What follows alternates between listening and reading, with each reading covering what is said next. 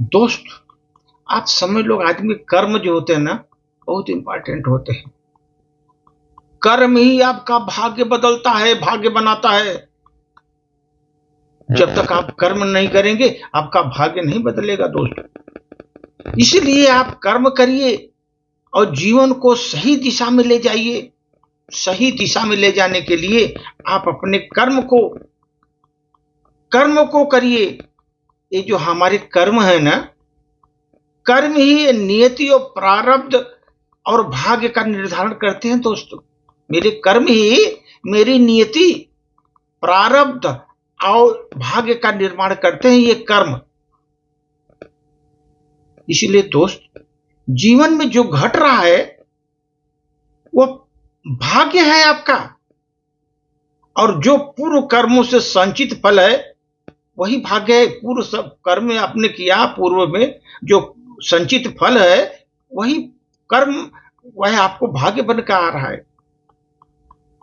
इस संसार को दोस्त कर्म भूमि कहते हैं हम लोग। एक कर्म भूमि है।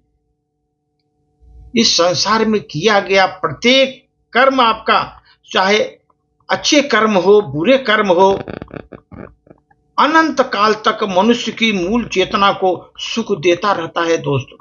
हमारे कर्म ही हमको सुख देते हैं। अगर हमने अच्छे कर्म किए सुख मिलेगा, बुरे कर्म किए तो दुख मिलेगा। अनंत काल तक यही हो चला आ रहा है दोस्तों। इसी कारण धर्म और दर्शन इस बात पर अभी तक जोर देते आए हैं कि ये मानव जीवन को सत्कर्म, सत्संग और सन्मार्ग संस्कार से अपने दुर्बल मानव को तराशते रहें, सही दिशा में ले चले दोस्तों। अपने जीवन को सही दिशा में ले चलें। सत्कर्म से, सत्संग से, सन्मार्ग से, संस्कार से, अपने संस्कार से दुर्लभ मानव जीवन को तराशते रहें। जो जीवन मिला है बहुत दुर्लभ मिला हुआ है, इसको तराशते रहिए और सही दिशा में ले जाओ दोस्त, सही दिशा में ले जाओ। इसीलिए दोस्त, कर्म करने के लिए मानव स्वतंत्र है।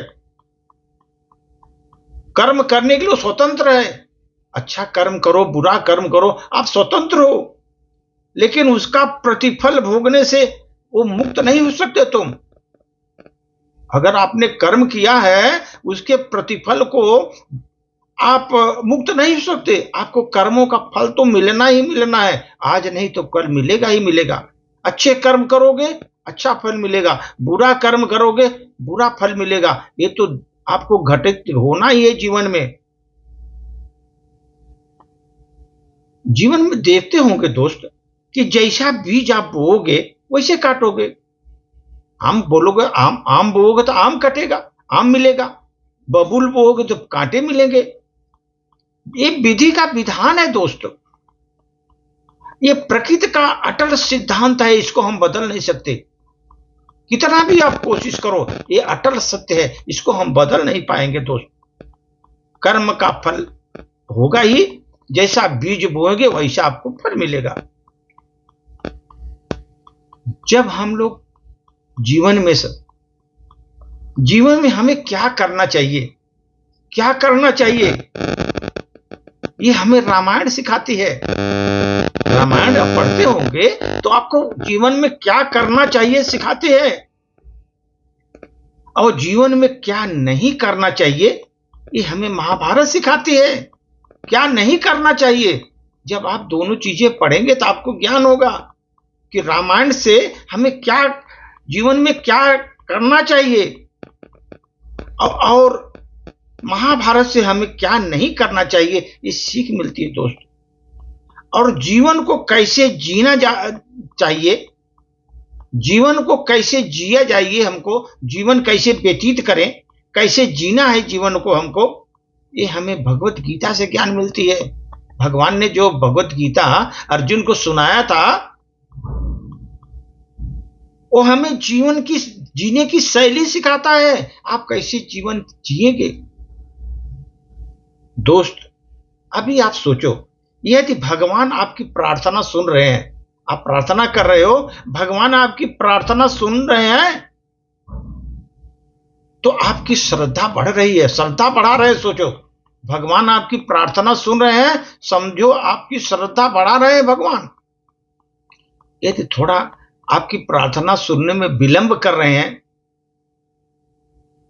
इसका मतलब वो सुन रहे हैं, ऐसा मतलब है ये आपका धैर्य बढ़ा रहे हैं, आप में धैर्यशीलता आ रही है कि नहीं वो देख रहे हैं। धैर्यवान बनो आप।